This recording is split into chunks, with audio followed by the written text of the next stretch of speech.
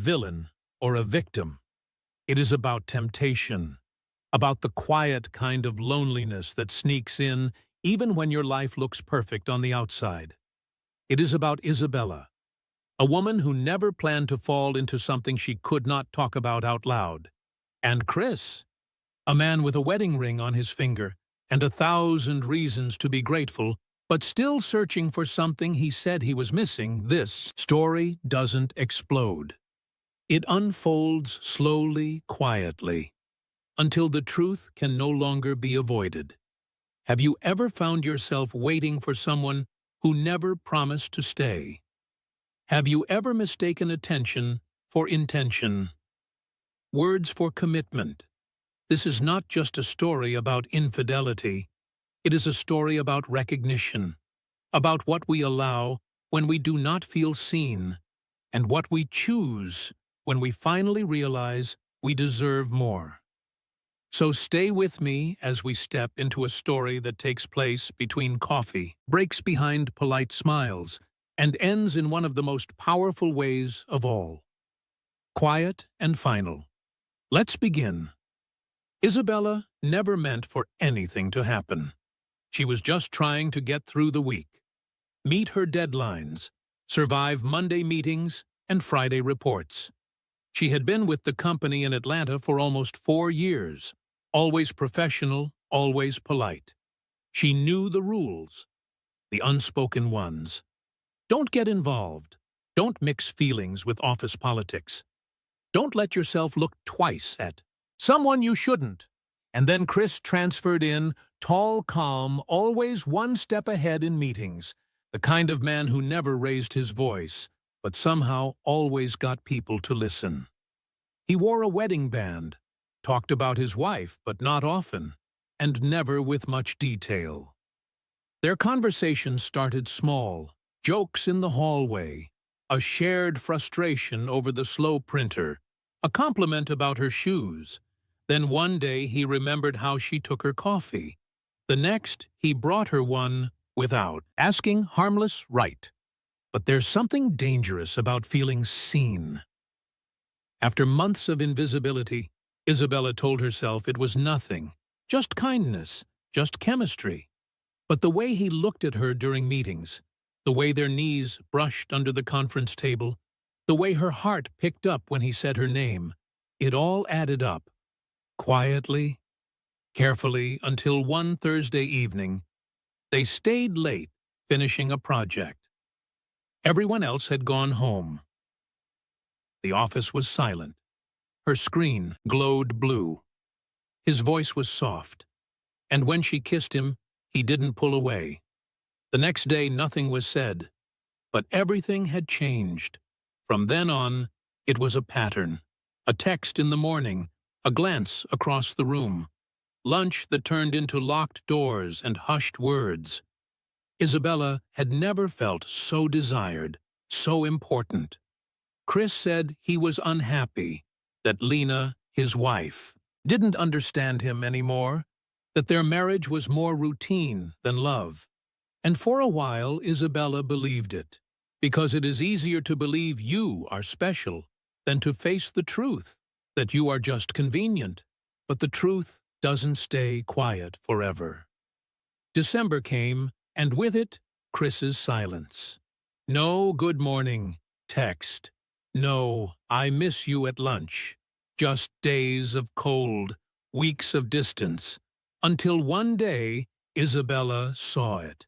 A post on social media, Chris and his wife at a Christmas market, holding hands, laughing, like nothing had ever been wrong. And that was when it hit her.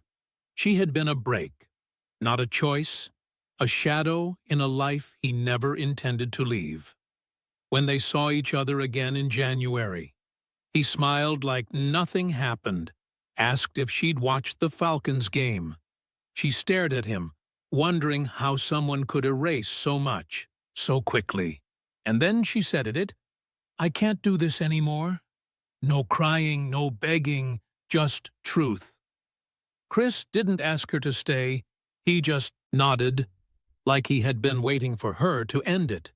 And maybe that's the cruelest part of all, the realization that you were holding on, while the other person had already let go. That night, Isabella deleted the texts, archived the photos, and lay in bed. Not shattered, just hollow, because she hadn't just lost Chris. She had lost the version of herself that thought she was the exception. And in that empty space, something new began. Not joy, not healing, but honesty. The kind that hurts, but also sets you free. There are stories that hurt because of what was done. And then there are stories that hurt because of what was never going to be. Isabella's story is not about scandal. It is about emotional hunger.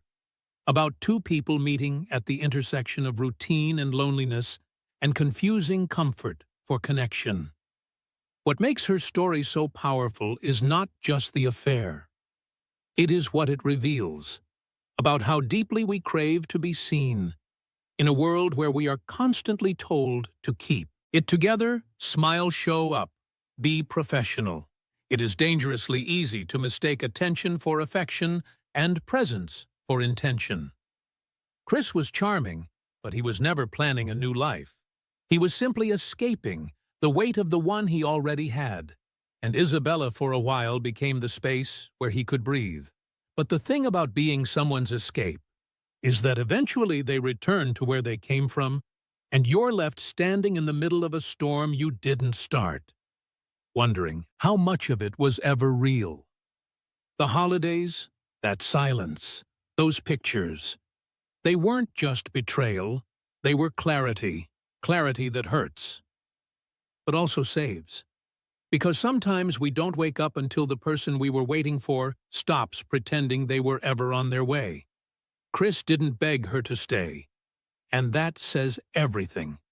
Because when someone lets you walk away without a word, it means they had already said goodbye in their mind long before you found the courage to say it out. Loud Isabella's strength was not in ending the affair. It was in ending the illusion, in choosing truth over fantasy, in choosing herself, because real love, the kind that builds, the kind that stays, does not come in fragments. It does not come in hidden texts or glances behind hallway doors. It shows up fully and proudly and without hesitation. And if someone ever makes you feel like you are a secret, maybe a backup plan, let Isabella's story remind you, you are allowed to leave, even if no one asks you to stay, and that kind of leaving. The kind done in silence is often the loudest act of self-respect. Let us take a moment now to hear what the Reddit community had to say about Isabella's story, because sometimes the most honest reflections come from those who have loved and lost quietly, just like she did. Second chances. Lai wrote, when someone keeps you in the shadows while living a full life in the light, you are not a secret because they love you. You are a secret because they never intended to choose you. 9,100,000 likes. That is a painful truth, but so necessary. If someone truly wants you in their life, they bring you into the light, not keep you hidden behind excuses and silence. The Glass Half Real wrote, being desired is not the same as being loved, and being wanted temporarily is not the same as being chosen permanently. 87K likes. This comment really cuts deep. So many people confuse attention with commitment. But Isabella deserved more than to be someone's moment. She deserved to be someone's choice. Unthreaded. Gratis wrote, the real betrayal is not the kiss in the hotel room. It is the moment you realize they were never willing to risk anything for you. 8K likes. That line says everything. Love without risk is not love. It is comfort. And comfort can feel safe until you realize you are the only one risking something real. Whispers. And Windows wrote, He disappeared for the holidays because he was never planning to stay, and she walked away because she finally saw herself clearly. 8, 2K likes. Sometimes it is not about seeing them clearly. It is about finally seeing yourself, your worth, your value, and realizing that you deserve a love that does not require hiding. Quantities. Quiet. Strength wrote, "Walking away without closure is hard, but staying in something that keeps breaking you in pieces is even harder." She chose peace over pain. That is power. Out to 6K likes, yes. Choosing peace over the chaos of unanswered messages and false promises. That is strength, and not everyone has the courage to do what Isabella did. These comments remind us that sometimes the most painful goodbyes are the ones that no one else hears. And yet, they are still valid, still heavy, still real. If you have ever found yourself holding on to someone who only gave you part of themselves, know that your healing begins the moment you choose your whole self instead. Tell me in the comments, have you ever had to walk away from something that never truly belonged to you? I would love to hear your story. My ex invited me to his wedding as the maid of honor. Reddit, AITA Storytime. Welcome back to the channel. Have you ever tried to move on from someone only to have them pull you right back? Not with an apology, not with a confession, but with a single envelope. What if that envelope had gold trim, elegant lettering, and inside it, a wedding invitation? Now imagine that the groom was your ex, and imagine that instead of asking for your blessing, he asked for something else, something no one ever expects. He asked you to be his bride's maid of honor. Sounds insane, right? But for Emily, this was not a hypothetical. This was her reality. She had spent 2 years trying to heal, rebuild, let go, and just when she thought the chapter was closed, the story came back with her name printed on it. There was no screaming, no betrayal, no scandal, just a quiet kind of shock, the kind that leaves you staring at your phone, wondering if the world has turned upside down, because there's something particularly cruel about being asked to smile while someone else lives the life you once planned to have. Was it love? Was it guilt, or was it just another way to feel better about leaving you behind? Today's story is not just about awkward invitations. It's about boundaries, self-respect, and the moment you realize that healing sometimes means not replying at all. Stay with me, because this one is going to leave you speechless. Let's begin. Emily met Ryan during law school. He was the calm to her, chaos the planner. The one who packed extra pens while she ran to class with coffee stains on her notes. For 4 years, they built something soft and safe. They talked about marriage, about buying a house near Lakeview, about someday. But someday never came. Ryan wanted roots. Emily wanted time. She had just passed the bar, just landed a job at a major firm. She wasn't ready to be someone's wife. So they ended it, peacefully, maturely. The kind of breakup where you cry quietly in your car, but still wish them the best. 2 years passed. A few birthday texts. One awkward run-in at a coffee shop. And then, one day, an envelope arrived. Thick cardstock, a wax seal, her full name printed in looping gold script. She smiled. Thought, of course he'd invite me. We ended on good terms. But when she opened it, her breath caught, because under bridal party, it didn't just list her as a guest. It said maid of honor, Emily W. At first she laughed, out of disbelief. Then she read it again. It wasn't a joke. Her phone buzzed. A message from an unknown number. Hi, Emily. It's Natalie. I know this is super unconventional, but Ryan and I both felt it would mean a lot if you stood with me on our big day. You're such a big part of his past, and I'd love to honor that. Emily froze. It wasn't anger she felt. Not yet. It was confusion, the kind that makes you double-check your reality. 10 minutes later, Ryan texted Em, "No, this is weird, but you were the most meaningful person in my life. I want you there, not just watching, but standing beside us." He signed it with a smiley face, like it was some inside joke. Emily stared at the screen, remembering how she once thought she'd be standing beside him, as his bride, not as a witness to her own replacement. For 3 days, she said nothing.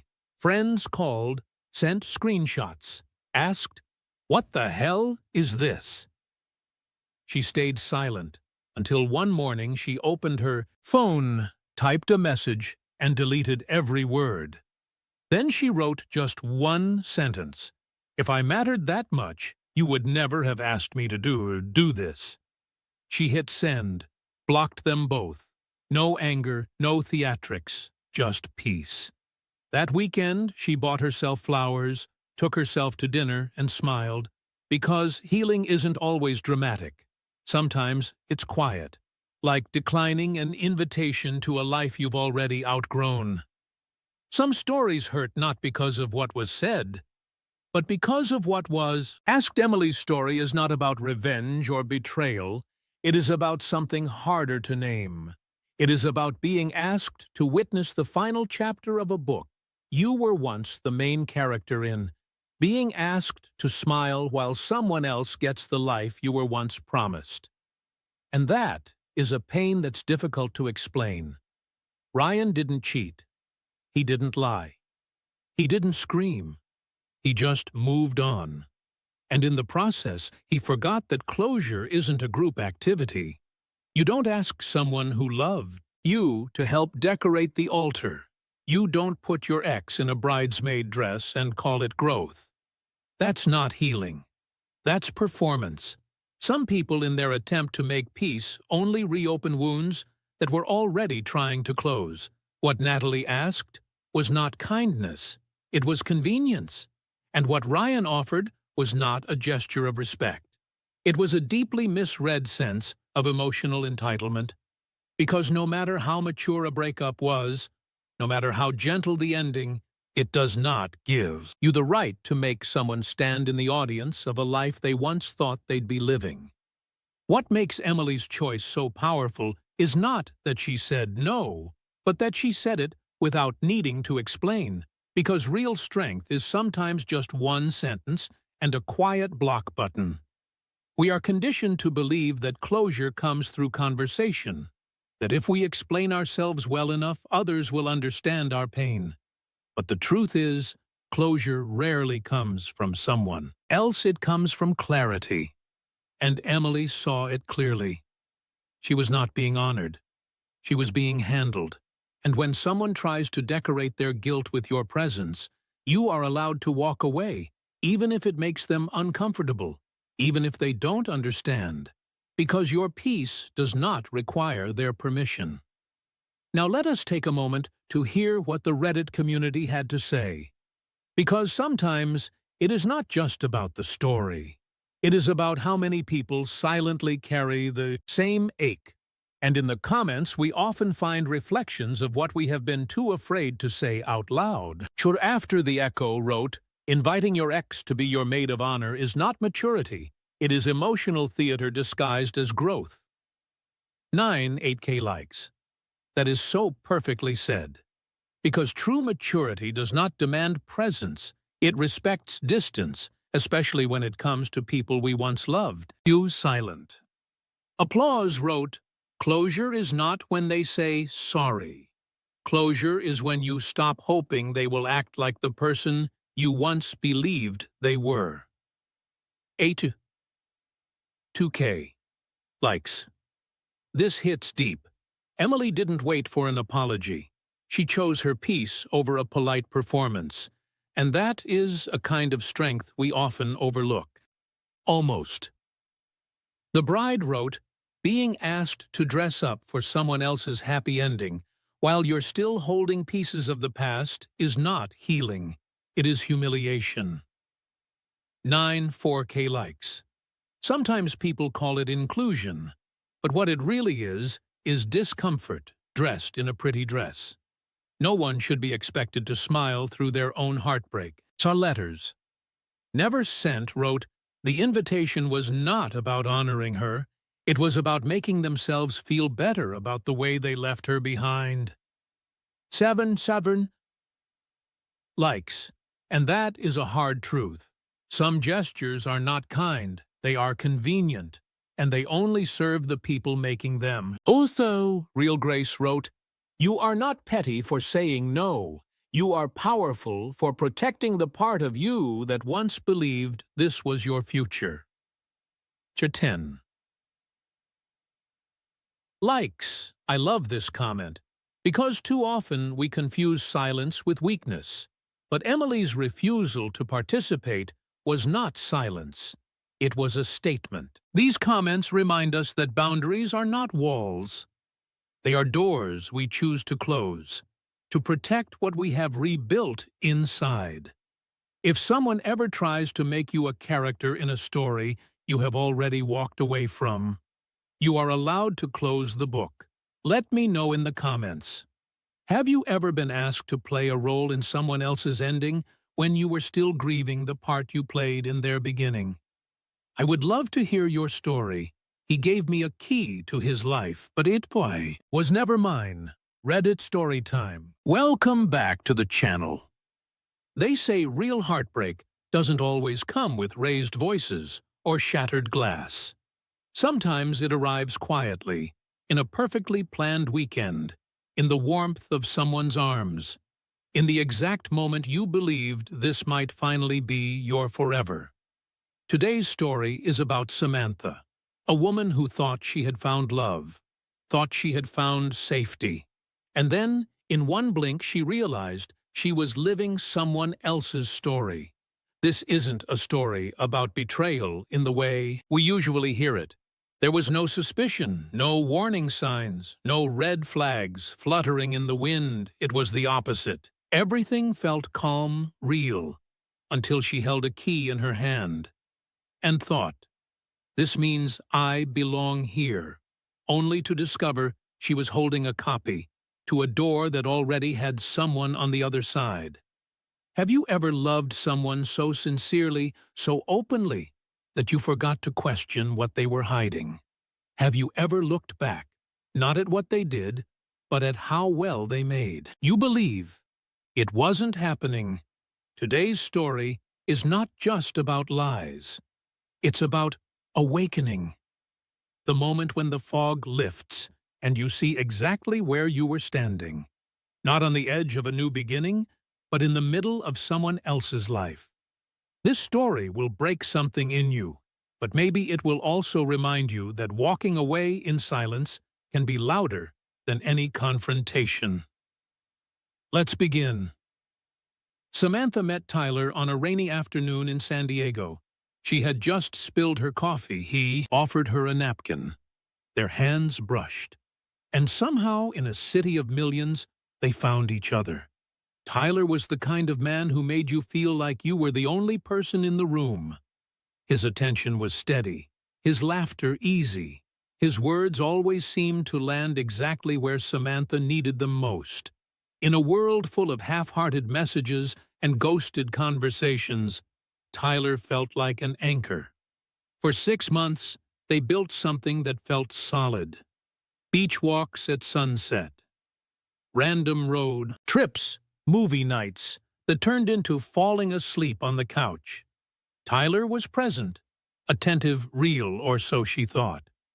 When he suggested a weekend getaway to Big Sur, Samantha thought, maybe this is it. Maybe this is the moment where life stops feeling temporary. They drove up the winding coast, windows down, music playing, her hand resting on his knee. It felt effortless, like a movie. That evening, he took her to a cliff overlooking the ocean. The wind tangled her hair. The sky bled into gold and orange. And then he reached into his pocket. Samantha's heart raced. Was this it? Was this where he would kneel down? Ask the question she wasn't sure she was ready to hear, but so desperately wanted to. Instead, he pulled out a key. "To my new place," he said, smiling. "I want you to be part of it." Samantha laughed, half from relief, half from joy. A key meant permanence, a future. That night, they drank wine on the balcony of their cabin. He talked about paint colors, about getting a dog, about all the tomorrows waiting for them. It was perfect. Until it wasn't. Around midnight, Tyler fell asleep, phone buzzing again and again. At first, Samantha smiled, annoyed, thought it was work. Then curiosity crept in. She picked up the phone. Saw the name E. Her heart sank. Message after message. "Please come home.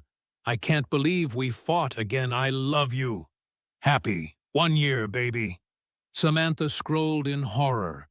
Photos of trips, anniversaries, birthday dinners, not as casual. Fling. A relationship. A serious, ongoing relationship. She stared at Tyler, sleeping. Peaceful, untroubled. And she realized she wasn't moving into a life they had built together. She was moving into someone else's. Samantha didn't throw the phone, didn't wake him. She packed her bag, slowly, quietly, left the cabin before sunrise, drove back down the coast, alone, no music, no tears, just silence. A week later, she mailed the key back to Tyler's office. No note, no explanation, just a scrap of paper with 12 words. "Give this to the woman who already lives there. I was just borrowing her future." There are betrayals that shatter you in a moment. And then there are betrayals that slip in quietly, like fog under a locked door. Samantha's story was not about the crash. It was about the slow realization that the future she had been building was never really hers. It is a special kind of cruelty when someone invites you into a life they never planned to give you. Tyler did not just lie with his words, he lied with his silences, his smiles, his promises painted in soft colors, because deception is not always a sharp knife. Sometimes it is a gentle hand, pulling you deeper into the dark. What makes this story so powerful is not just the shock of discovery. It is Samantha's response. No screaming, no confrontation. Just a quiet packing of her things. A closing of a door. A silent goodbye to a life she realized was never meant for her. And that takes a kind of strength that not everyone understands. We are taught to believe that healing comes after closure, that there must be answers, apologies, final words. But sometimes closure is not something you get from another person. It is something you give to yourself, in the way you choose not to fight for explanations, in the way you walk away with dignity, with clarity, without looking back. Samantha could have stayed. She could have demanded apologies, could have screamed and cried, but she chose silence. Not because she was weak, but because she knew that nothing he could say would make her any less broken or any more whole. Some doors are better left unopened, some questions are better left unanswered, and some futures are better left in the hands of the ones who chose them. Samantha's story reminds us that sometimes the bravest thing you can do is to let someone else's lies collapse without you standing underneath them, because you deserve more than being someone's afterthought. You deserve to be someone's only choice. Now let us hear what the Reddit community had to say about Samantha's story. Because sometimes, when the truth hits too hard, it helps to know you are not alone in how you feel. In these comments, we find not just opinions, but pieces of wisdom carved from real heartbreak. Who fading? Silhouettes wrote, "A key to a house already lived in is not an invitation. It is an insult." 9K likes. That is a brutal truth. A true invitation to someone's life does not come with strings attached. It comes with a place that is truly yours, not borrowed space. 2 words. Left Unsaid wrote, "You were not the other woman. You were just another woman he thought he could keep in the dark." 9. 4K likes. Sometimes it is not about being second. It is about being misled altogether. Samantha deserved more than to be an afterthought in someone else's double life. Whose Quiet Victory wrote, "Strength is not slamming the door. Strength is closing it softly and never looking back." 8K likes. This comment captures so much, because real strength is not in dramatic exits. It is in the quiet decision to value your peace over their chaos. Holding space. For Myself wrote, "When someone hands you a fantasy wrapped in beautiful lies, walk away before you forget what reality feels like." 8 likes. A powerful reminder. Sometimes the most dangerous thing is not what they hide, but how beautifully they hide it. Samantha chose reality even when it hurt. Oh, the healing kind wrote, "It is not weakness to trust. It is weakness to stay once you know the truth." 2K likes, and that is the core of healing. Trusting was never Samantha's mistake. Staying after knowing would have been, and she chose herself instead. Reading these comments, we are reminded that heartbreak does not define you. The way you heal from it does, and sometimes the quietest goodbyes carry the loudest strength. Have you ever trusted someone only to find out you were just part of their hidden life? Share your story in the comments. Your voice matters here.